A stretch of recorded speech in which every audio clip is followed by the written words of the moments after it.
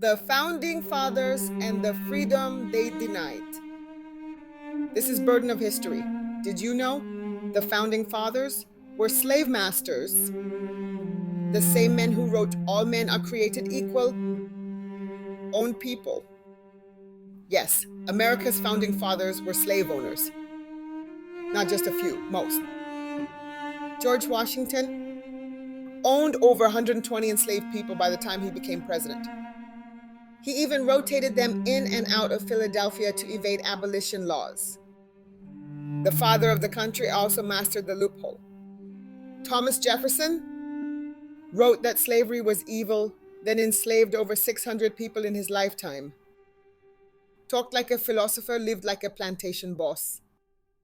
He wrote the Declaration of Independence while teenage enslaved girls served him dinner.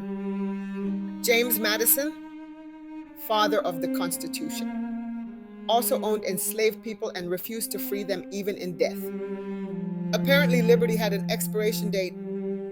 Benjamin Franklin, he gets credit for changing his mind about slavery, but not before enslaving people himself. And while his mind changed, his wealth didn't go anywhere.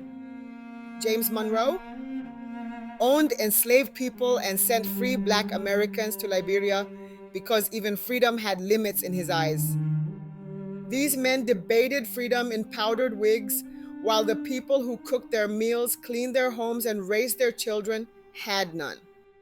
They built a country based on ideals they deliberately denied to millions.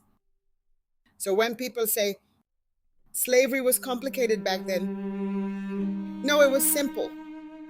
They knew it was wrong, they just didn't care enough to stop it. If this story moved you, like, share, and subscribe. The truth deserves to be heard. This is Burden of History.